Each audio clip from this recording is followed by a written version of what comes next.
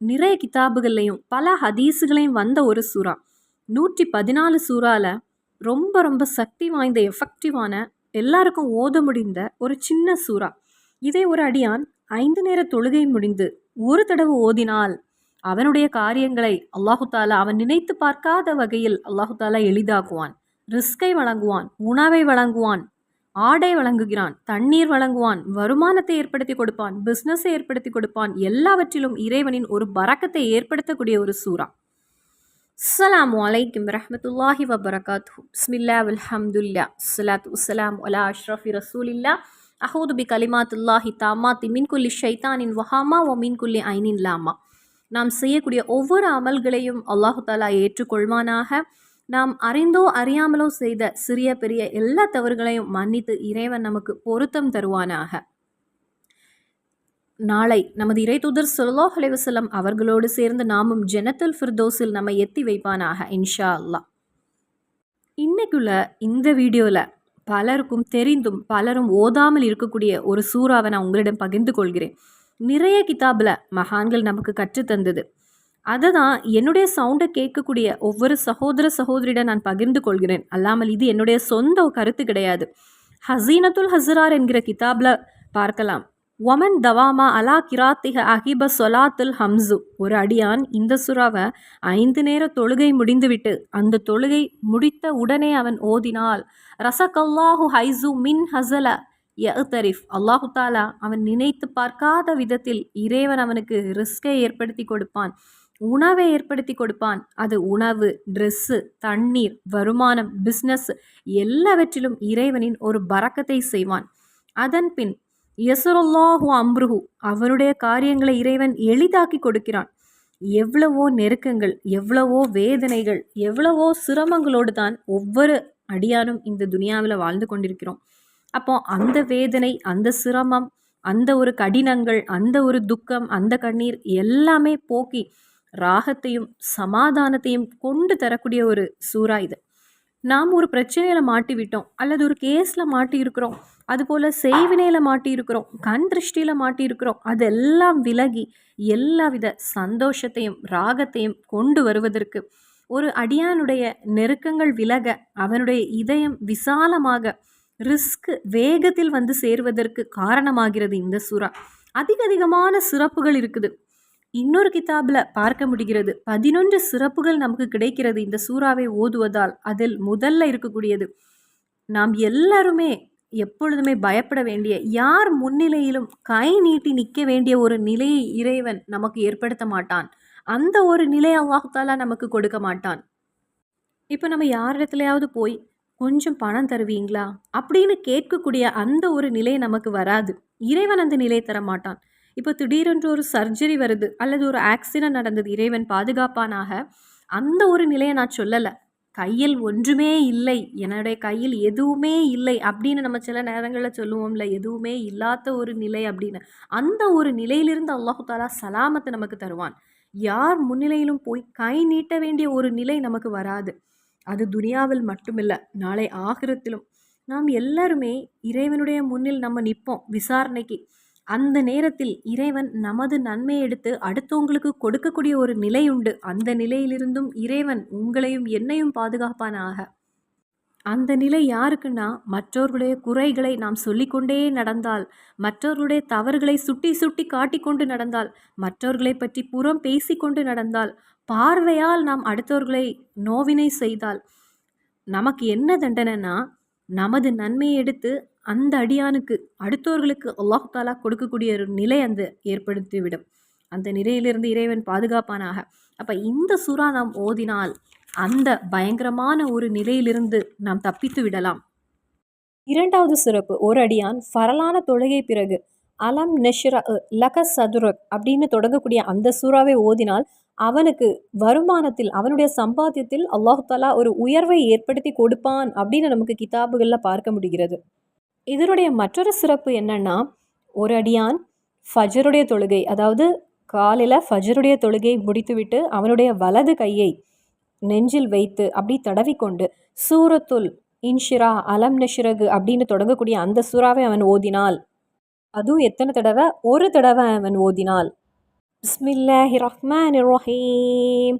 அலம் நஷ்ரஹ் லக சத்ரக் வவதனா அன்க விஸ்ரக அல்லதி அன்கல ظஹ்ரக் அப்படின்னு தொடங்கக்கூடிய இந்த சூறாவை அவன் வலது கையை நெஞ்சில் வைத்து அப்படி தடவிக்கொண்டு அவன் ஓதினாள். அவனுடைய வாழ்க்கை, அந்த அடியானுடைய வாழ்க்கை எப்படிப்பட்ட சிரமத்திலும் கஷ்டத்திலும் வேதனையிலும் சென்று கொண்டிருக்கிறதோ அதற்கு மாறாக, அதற்கு எதிர்மாறான சந்தோஷத்தையும் சமாதானத்தையும் வெற்றியையும் உள்ள ஒரு வாழ்க்கையாக்கி கொடுப்பான். அவன் ஆசைப்படக்கூடிய சந்தோஷத்தையும் அவன் ஆசைப்படக்கூடிய வெற்றியையும் அவனுடைய குடும்பத்திலும் அவனுடைய சம்பாத்தியத்திலும் அவனுடைய வியாபாரத்திலும் அவனுடைய பிள்ளைகளிலும் அல்லாஹு தஆலா ஏற்படுத்தி கொடுப்பான். இனி அடுத்த சிறப்பு, ஒரு அடியான் இந்த சூறாவை எழுதி அவன் குடித்தால் அவனுடைய வேதனைகள், அவனுடைய சிரமங்கள், அவன் நோய்கள், அனுபவிக்கக்கூடிய அவனுடைய நோய்கள் எல்லாவற்றையும் அல்லாஹு தஆலா நீக்கி கொடுப்பான். அதனையெல்லாம் அல்லாஹு தஆலா போக்கி விடுவான். அதே போல் நமது பிள்ளைகளுக்கு ஒரு பொக்கிஷமான பரிசாகும் இது. அவர்களுடைய ஞாபக சக்திக்கு, அவர்களுடைய மூளையின் ஆற்றல் செயல்பட எல்லாவற்றிற்கும் இந்த சூறா நாம் ஓத வேண்டும்.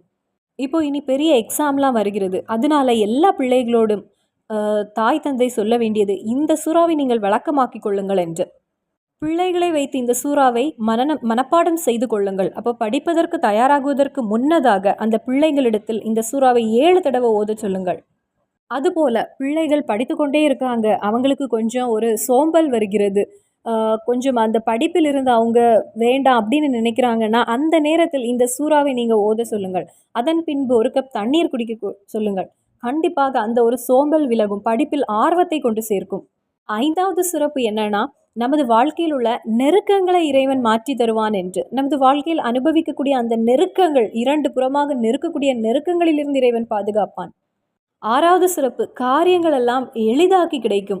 அதே போலவே ஃபஜ்ருடைய தொழுகை பிறகு 3 தடவை நீங்கள் இந்த சூறாவை ஓதினால் அல்லாஹு தாலா அந்த ஒரு நாளில் எல்லா முசீபத்து, அவனுக்கு வரக்கூடிய ஆபத்து, ஷர்றுகளை எல்லாம் அல்லாஹு தாலா போக்கி விடுவான். அடுத்த சிறப்பு, அல்லாஹு தாலா இந்த செய்வினையிலிருந்து, நமது இறை தூதர் ஸல்லல்லாஹு அலைஹி வஸல்லம் கூட அந்த காலத்தில் பயந்தாங்க. அந்த ஒரு கண் திருஷ்டியிலிருந்து, ஆபத்திலிருந்து நாம் வெளியில் செல்கிறோம். எந்த நேரத்தில் ஆபத்து நமக்கோ அல்லது நமக்கு வேண்டியவர்களுக்கோ வருகிறதுன்னு தெரியாது. அதனால் அந்த ஆபத்துகளை எல்லாம் தடுக்கக்கூடிய ஒரு சூறா இது. 11வது சிறப்பு, இந்த புனிதமான இந்த சூறாவை நோயால் பாதித்த ஒரு அடியான் ஓதினால், நல்ல நெய்யத்தோடு என்னுடைய நோய் குணமடைய வேண்டும், ஷிஃபா கிடைக்க வேண்டும் அப்படின்னு அவன் நெய்யத்தோடு ஓதினால் அவனுடைய நோயை அல்லாஹு தாலா ஷிஃபா ஆக்கி கொடுப்பான். அவனுடைய நோய் என்பது அவனை விட்டு விலகும். காரணம், இந்த சூறால இறைவன் கூறுகிறான், அதில் 2வது ஆயத்தில் அல்லாஹு தாலா கூறுகிறான், நெபியே உங்களுடைய சிரமத்தை நான் போக்கவில்லையா நெபியே, நெபியே உங்களிலிருந்து உங்களுடைய பாரத்தை நான் இறக்கவில்லையா நெபியே, அல்லதி அன்கலல்லாஹுரக் எப்படிப்பட்ட நெருக்கங்களாக இருந்தது, உங்களுடைய முதுகில் அதிக சுமையை ஏற்படுத்திய நெருக்கங்களை, உங்களுக்கு அதிகமான நெருக்கத்தை ஏற்படுத்தியதை நான் போக்கவில்லையா. அதாவது நமது இறைத்தூதர் ஸல்லல்லாஹு அலைஹி வஸல்லம் அவங்களுக்கு அதிகமான கஷ்டங்கள், அதிகமான நெருக்கங்கள், ரொம்ப சிரமத்தில் இருந்தபோது அவங்களுடைய வேதனைகளை எல்லாம் நீக்கி கொடுத்த ஒரு சூறாவாகும் இது. அவங்களுக்கு சந்தோஷமான செய்தியை இறைவன் அனுப்பிய சூறா இது. நெபியே உங்களுடைய பதவியை நான் உயர செய்தேன். இந்த ஆயத்தை தான் நாம் ஒவ்வொரு மூமினும் கவனித்து கொள்ள வேண்டும். கண்டிப்பாக எந்த ஒரு துக்கத்தின் பின்னரும் கண்டிப்பாக ஒரு எளிதானது என்பது இருக்கின்றது. கண்டிப்பாக ஒரு நோயால் அவதிப்படக்கூடிய ஒரு மனிதனுக்கு அந்த நோய் சிரமமாக இருக்கும். அந்த நோயிற்கு பின்னதாக அவனுக்கு கண்டிப்பாக ஒரு சமாதானம் என்பது இருக்கும். வியாபாரத்தில் ஒரு தோல்வி என்பது கண்டிப்பாக ஒரு நெருக்கம்தான். வியாபாரத்தில் முன்னேற்றம் இல்லை என்பது ஒரு நெருக்கம்தான். அந்த ஒரு தோல்வி என்பது கண்டிப்பாக விலகி அதில் ஒரு எளிதான ஒன்று கண்டிப்பாக கிடைக்கும். அந்த வியாபாரத்தில் கண்டிப்பாக பரக்கத்தும் ரஹமத்தும் வந்து சேரும். இறைவன் ஒரு ஆயத்தில் இல்லை, 2வது ஆயத்திலையும் கூறுகிறான், கண்டிப்பாக ஒரு நெருக்கத்தின் கூட உங்களுக்கு எளிதான ஒன்றும் இருக்கிறது, சந்தோஷமான ஒன்றும் உங்களிடத்திலே இருக்கிறது என்று. நெபியே உங்களுக்கு ஓய்வு கிடைத்தால் கண்டிப்பாக நீங்கள் வணக்கத்திற்கு, அதாவது தொழுகைக்கு சென்று விடுங்கள் நெபியே. வா இலா ரப்பிக ஃபர்கப் நமது இறைத்தூதர் ஸல்லல்லாஹு அலைஹி வஸல்லம் அவர்களுக்கு ஒரு சமாதானத்தை ஏற்படுத்திய ஒரு சூறா இது. அப்போ நமது நெபிக்கு சிரமத்தில் இருந்தபோது அந்த சிரமத்தை போக்கிய, மனதிற்கு சமாதானத்தை ஏற்படுத்திய, ஒரு சந்தோஷத்தை ஏற்படுத்திய ஒரு சூறா. அப்போ நமக்கும் நமது சிரமங்களை நீக்க, நமக்கு ஒரு சந்தோஷம் கிடைக்க, நமக்கு சமாதானம் கிடைக்க இந்த ஒரு சூறாவை நாம் வழக்கமாக்க வேண்டும். ஹதீஸில் 7 நாட்கள் அப்படின்னு ஒரு கணக்கு சொல்லியிருக்காங்க. 7 அல்ல, 70 இல்ல. நம் மரணம் வரை இந்த சூறாவை ஓத வேண்டும். அதிகமான சிறப்புகள், பிரதிபலன்கள், அதிகமான நமக்கு சந்தோஷத்தை, அதிகமான ரிஸ்கை, அதிகமான ஒரு சமாதானத்தை கொண்டு சேர்க்கக்கூடிய சூறா இது. இதை வழக்கமாக ஓதுவதற்கு இறைவன் நமக்கு பாக்கியம் செய்வானாக. அப்ப நமக்கு என்ன ஒரு வேதனை இருந்தாலும், என்ன ஒரு நெருக்கத்தில் நாம் இருந்தாலும், இந்த சூறாவை நாம் இறுக்கமாக பிடித்தால் போதும். பலருடைய வாழ்க்கையில் அவங்களுடைய நெருக்கங்களை, அவங்களுடைய சிரமங்களை போக்கிய சூறா அப்படின்னு நிறைய பேர் கமெண்ட்லயும் அனுப்பியிருக்காங்க. அப்போ மரணம் வரை இந்த சூறாவை நீங்கள் ஓதுங்க. இன்றைய தினத்தில் ஒரு 7 தடவை ஓதாமல் நீங்கள் இருந்து விடக்கூடாது. கண்டிப்பாக ஓதிக்கொள்ளுங்கள். உங்களுக்கு வெற்றியையும் அதிசயங்களையும் அற்புதங்களையும் கொண்டு தரக்கூடிய சூறா. இன்னும் சந்திப்போம் வேறொரு வீடியோவில். இன்ஷா அல்லாஹ். அஸ்ஸலாமு அலைக்கும் வரஹ்மத்துல்லாஹி வபரகாத்துஹு.